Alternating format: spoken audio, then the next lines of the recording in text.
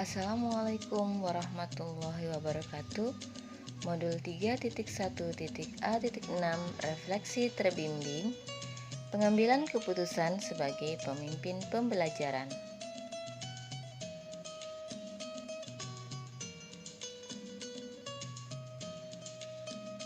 Perkenalkan, saya Farida Musafaatin, calon guru penggerak angkatan 2 dari Kota Samarinda, yang didampingi oleh Ibu Yuliana selaku pengajar praktik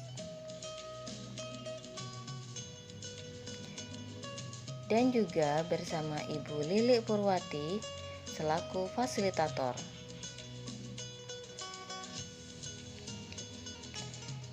Pendidikan adalah sebuah seni untuk membuat manusia menjadi berperilaku etis. Pendidikan hakikatnya membantu seseorang menemukan jati diri yang bermanfaat bagi orang banyak.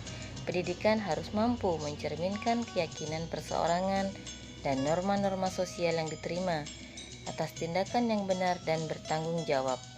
Pendidikan adalah proses penyadaran terhadap manusia untuk mampu mengenal, mengerti, dan memahami realitas kehidupan yang di sekelilingnya hingga dapat berperilaku sesuai realitas kehidupan.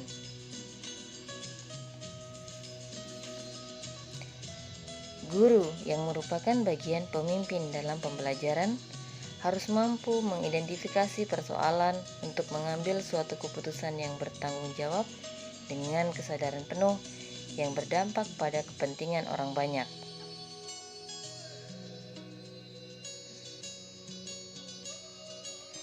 Dari 7 butir soal yang disajikan dalam refleksi ini, saya memutuskan untuk memilih 5 butir soal sebagai refleksi pada pembelajaran pengambilan keputusan sebagai pemimpin pembelajaran.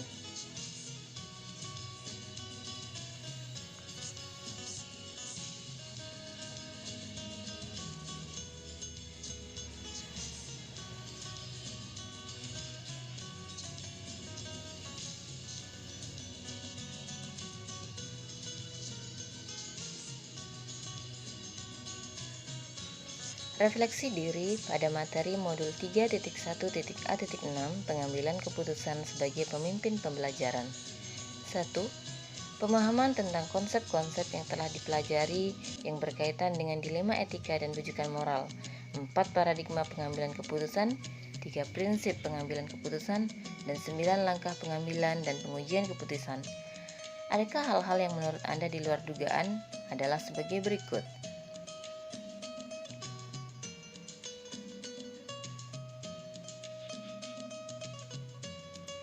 Dilema etika adalah situasi yang terjadi ketika seseorang harus memilih antara dua pilihan secara moral benar tetapi bertentangan. Sedangkan bujukan moral adalah situasi yang terjadi ketika seseorang harus membuat keputusan antara benar atau salah.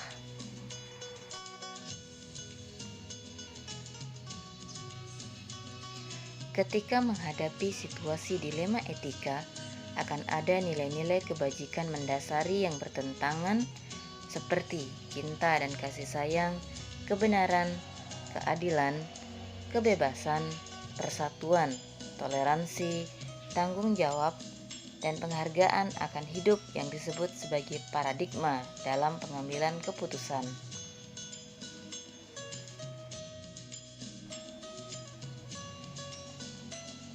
Terdapat 4 paradigma yang terjadi pada situasi dilema etika. Yang pertama, individu lawan masyarakat, individual versus community. Kedua, kebenaran lawan kesetiaan, truth versus loyalty. Ketiga, jangka pendek lawan jangka panjang, short term versus long term. Dan keempat, rasa keadilan lawan rasa kasihan, justice versus mercy. 3 prinsip pengambilan keputusan.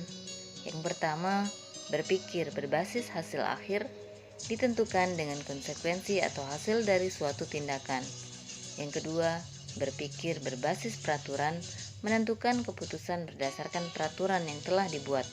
Dan yang ketiga, berpikir berbasis rasa peduli menentukan keputusan berdasarkan rasa empati.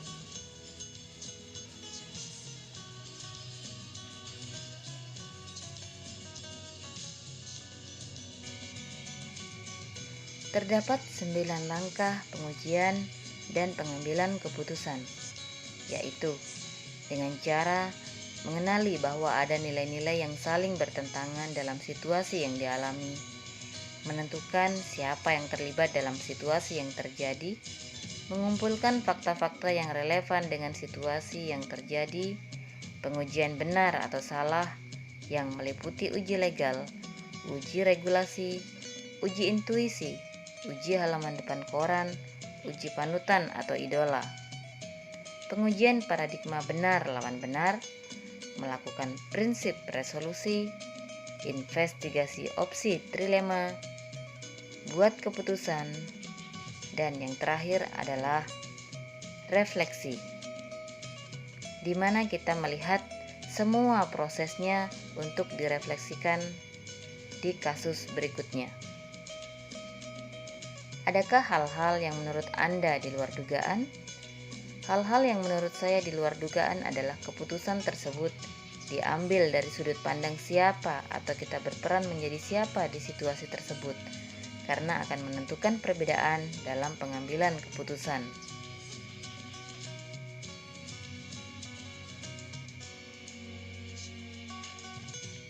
Yang kedua, sebelum mempelajari modul ini, pernahkah Anda menerapkan pengambilan keputusan sebagai pemimpin pembelajaran dalam situasi moral dilema?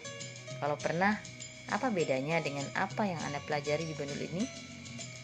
Sebelum mempelajari modul ini, seringkali saya sebagai guru mengalami dilema terhadap berbagai situasi sulit di sekolah.